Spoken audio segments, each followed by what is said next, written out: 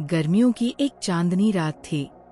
पूरा गांव सो चुका था, लेकिन पास ही के छोटे से घर में 3 बच्चे निहारिका, अंश और वायु अपनी खिड़की से बाहर चमकते आसमान को निहार रहे थे। चांदनी इतनी उजली थी कि आसमान तारों के साथ झिलमिला रहा था। चलो तालाब के पास चलते हैं, निहारिका ने उत्साह से कहा। इतनी रात को? अगर दादी को पता चला तो? अंश ने झिझकते हुए पूछा। अगर पता चला तो डांट पड़ जाएगी। लेकिन सोचो, चांदनी रात में तालाब कितना सुंदर दिखेगा। वायु ने अपनी बहन का समर्थन किया। आखिरकार तीनों चुपके से घर से बाहर निकले और तालाब की ओर चल दिए। तालाब के पास पहुंचकर बच्चों ने देखा कि चांद की रोशनी तालाब के पानी पर झिलमिला रही थी। तालाब एक बड़े आईने की तरह दिख रहा था, जिसमें चांद अपनी खूबसूरत तस्वीर देख रहा हो। तभी बच्चों को एक हल्की सी हंसी सुनाई दी। वे चौंक कर इधर उधर देखने लगे। ये आवाज कहाँ से आ रही है? निहारिका ने धीरे से पूछा। वहाँ देखो, अंश ने तालाब के दूसरी तरफ इशारा किया। उन्होंने देखा कि तालाब के किनारे कुछ चमकदार आकृतियाँ हवा में तैर रही थी।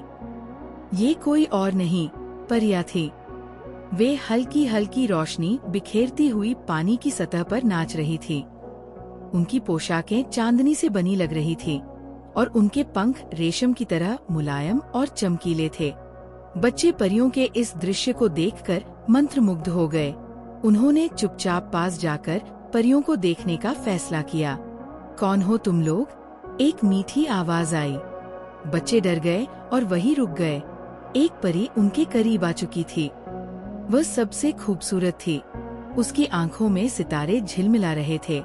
हम बस यहाँ तालाब देखने आए थे, निहारिका ने धीरे से कहा। क्या तुमने पहले हमें देखा है? परी ने मुस्कुराते हुए पूछा। नहीं, लेकिन आप बहुत सुंदर हैं।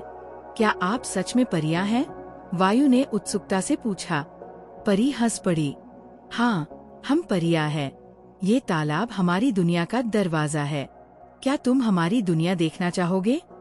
बच्चों ने एक दूसरे की तरफ देखा। ये प्रस्ताव बहुत रोमांचक था। हाँ, लेकिन हम वहाँ कैसे जाएंगे? अंश ने पूछा। परी ने अपनी छड़ी घुमाई और एक सुनहरी सीढ़ी तालाब के पानी से ऊपर उठने लगी। ये सीढ़ी तुम्हें हमारी दुनिया में ले जाएगी, परी ने कहा। बच्चे धीरे धीरे सीढ़ी पर चढ़ने लगे। जैसे ही वे सीढ़ी पर चढ़े, उन्होंने पाया कि वे एक नई और अद्भुत दुनिया में आ गए थे। यहाँ सब कुछ जादुई था। पेड़ सोने जैसे चमक रहे थे, फूल इंद्रधनुषी रंगों के थे और हवा में मीठी धुन बज रही थी। परियों ने बच्चों को एक बड़े खुले मैदान में ले जाया, जहाँ चांदनी चारों ओर फैल रही थी। यहाँ हम चांद की रोशनी से जादू करते हैं, एक परी ने बताया। लेकिन चांदनी से जादू कैसे होता है? निहारिका ने पूछा। परी ने अपनी छड़ी उठाई और चांदनी को इकट्ठा करने लगी। चांदनी जैसे ही उसकी छड़ी में समाई, वह सुनहरी रोशनी में बदल गई। फिर उसने उस रोशनी को आकाश में छोड़ा और अचानक वहाँ ढेर सारे सितारे टिमटिमाने लगे। बच्चे ये देखकर खुशी से झूम उठे। क्या हम भी ऐसा कर सकते हैं? वायु ने उत्साह से पूछा। जरूर, लेकिन पहले तुम्हें सीखना होगा कि चांदनी को महसूस कैसे किया जाता है, परी ने कहा। परियां बच्चों को सिखाने लगी कि कैसे चांदनी को अपनी हथेलियों में महसूस किया जा सकता है। निहारिका ने सबसे पहले कोशिश की।